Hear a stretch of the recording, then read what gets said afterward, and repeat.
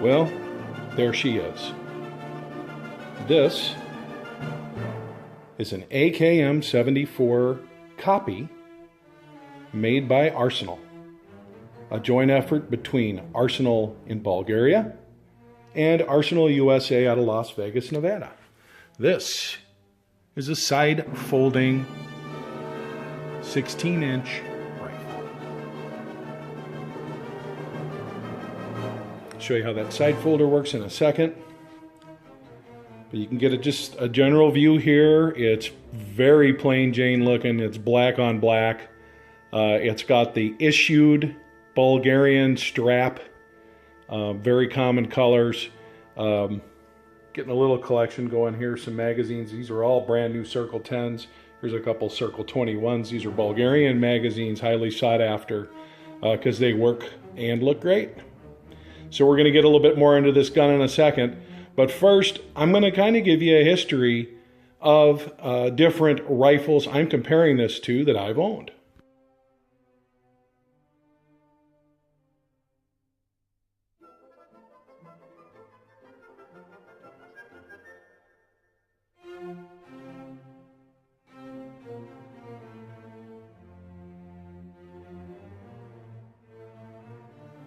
Personally, I think this side folder is the coolest thing since sliced bread.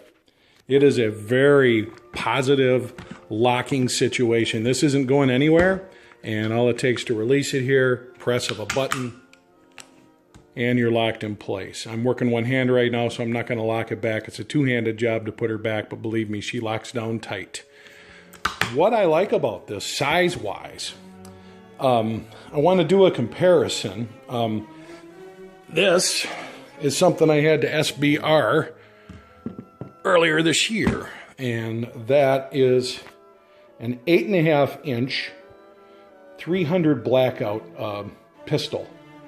Basically, it used to be a pistol. I SBR'd it, so now I got to call it a rifle, obviously. But anyway, just wanted to point out on this that size-wise, it's almost identical. I mean, you're getting such a small length. That's what I really liked about this. That's why I built this. That, and I love 300 black out of a short barrel rifle. But look, this is basically a same size. And the neatest thing about it, and what kind of separates this from some of the others I've seen, it's just very nice and handy. Now, I'm struggling a little bit to hold this up right now with one hand, obviously. It's got some weight to it, but the point is you've got the functionality of that short-barreled rifle there in terms of size-wise, but you got a 16-inch barrel. So here we go, a mechanism that's on par with this size-wise, but I'm tapping you on the shoulder very, very hard at 300-400 yards still. So that's a real nice feature, and that's a nice benefit. I'll do a video about this 300 blackout sometime. It is a very cool gun in its own right. I want to talk about the caliber that this particular rifle shoots. This is a rifle that shoots 5.45 by 39. Plenty of history about that available. Heck, if you just Google it, you'll end up with a Wikipedia answer that'll give you the probably best one that there is out there. But anyway, this stuff, you know, comparable to 5.56 by 45, the AR round. However, it is and it isn't. First of all, it's cheap. I'm shooting this stuff for less than 25 cents a round right now. The stuff right here is what you see in the box. That's Wolf. You might want to notice here, it comes in 30 round boxes, not 20. And I'm picking that up for about $8 right now locally. I happen to live near the Sportsman's Guide warehouse. They have an outlet store. So when you take their prices and subtract shipping, that's what I'm paying. So it's a pretty good deal for me most of the time. Anyway, you also have this. Take a good look at this. You can see it's a little bit darker because of the lacquer. This is called 7N6. This is a hollow cavity up near the top. It's got a little steel slug in there, and it's a nasty, nasty, nasty wound producer. So what you're going to see is this is going to have the same type of long distance accuracy that you see with an AR 5.56 or 223 round. but it's got much different behavior once it hits flesh. It's real nasty stuff. But the price of it can't be beat. It's available aplenty.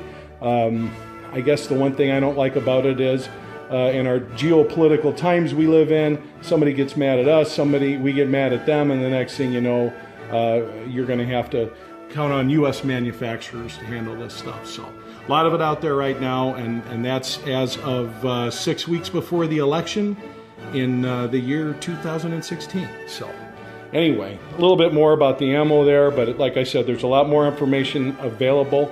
But if you're going to have a rifle, you all want to be able to afford to shoot it, and this one you sure can. Something else we like about a shorter setup, we certainly like this about SBRs and pistols, and we like it about this gun, and we certainly like it about an underfolder as well, and that is you don't need a full-size gun case. This isn't very big at all. As you can see, it's maybe about an inch longer than that Viola case I showed you earlier, and you'll see that you've got pouches. This is universal. I think it was for an AR or an AK. AR magazines fit a little bit better in there, but you get 4 of these in there, no problem. Easy to carry, well balanced, and saves you some bulk and a lot easier to carry in your automobile as well.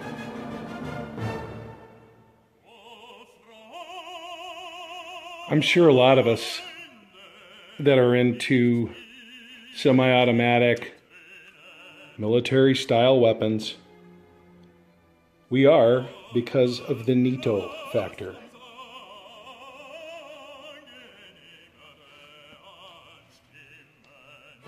This particular rifle certainly has it for me. A real beauty in a very simplistic sense.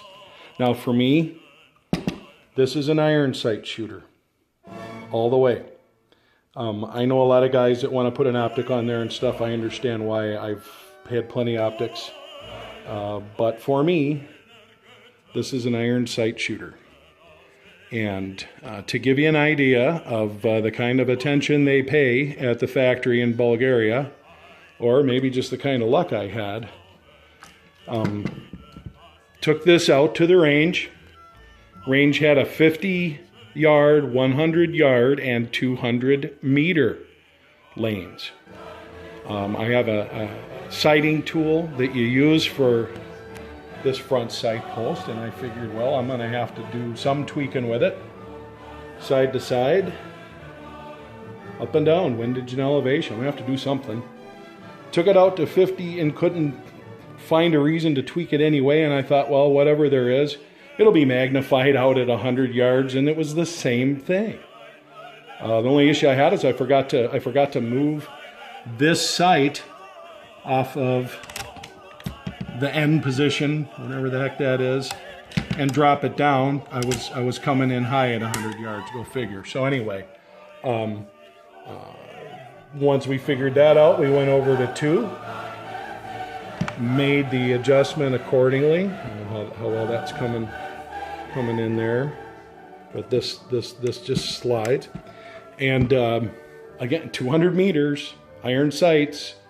I'm hitting the paper every time, and when I'm really taking my time, I'm able to keep it in a 6-inch circle at 200 meters with these iron sights, and that's not bad for an old guy like me.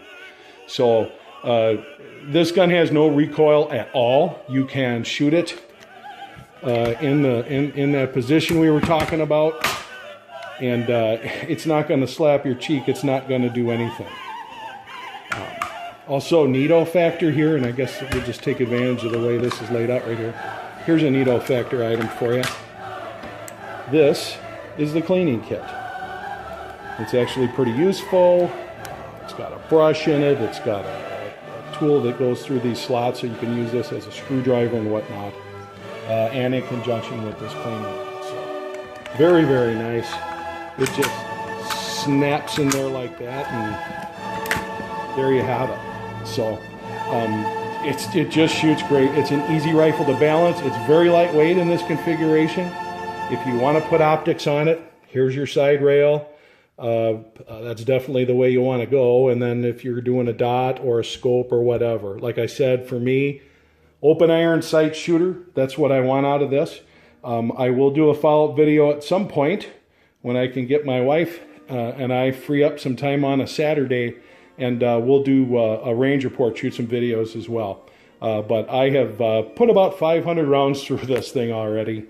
It's amazing. It shoots extremely well. It's solid. I think it's without a magazine inserted, I think you're talking less than 7 pounds. So it's a great rifle to shoot, and anybody can shoot it, just like they are. Anybody can shoot it. What it really comes down to for me, where do you want your spring? If you want your spring back here, and you want a straight back system like that, go with the AR. If you like your spring up here, go with the AK. It's really, to me, that's what it comes down to. Spring in the rear, spring up front. You're talking both gas operating systems.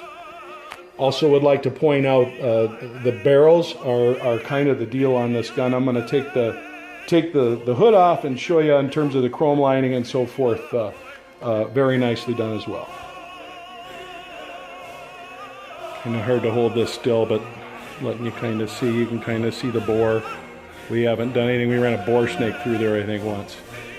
But, and it wouldn't collect any residue. You can see it's got what I call M4 type feed ramps, or double stack magazine feed ramps, probably more appropriate, but I like that. I've got another gun that's known to be a top of the line, which is a Sega, and that bullet ramp or bullet tab or whatever you want to call it, it's just a U shape. Same one they use in the 7.62s. But you kind of see, you know, Las Vegas, Nevada, USA. Those are the boys. Arsenal. They import it. You see their logo.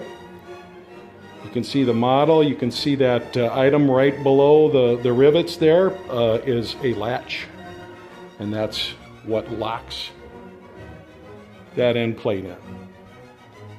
But just a quality production job all the way. That's a Gonzo Gorilla trigger right there. It's cool. You can kind of see throughout. Might put a retaining plate on it if I notice any kind of pin walk, but so far so good. Very, very pleased with the job that they did on this at Arsenal. I would highly recommend this to anybody, obviously.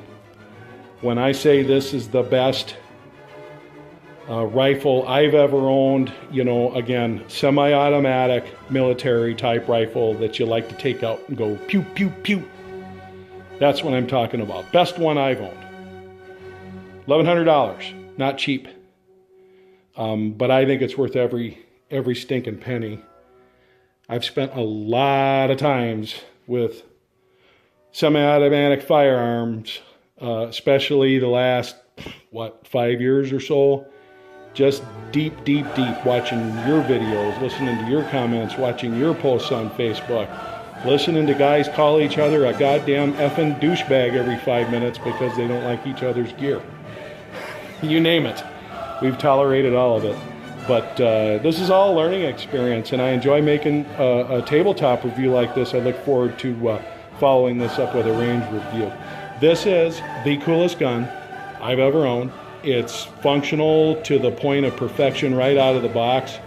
I almost felt like I was just being issued this at my completion of boot camp to go hit the field, because that's the type of rifle this is. If you want something that's purpose-built from the get-go to be not an M74, that Century's brand, but to be an AKM74 clone, this is it. Well, that's going to be it for today. I really appreciate everyone watching, and certainly appreciate your comments. We'll see you soon, perhaps taking a look at that 300 Blackout SBR in greater detail. We'll get some range reports coming. Thanks for watching, and hope to see everybody soon.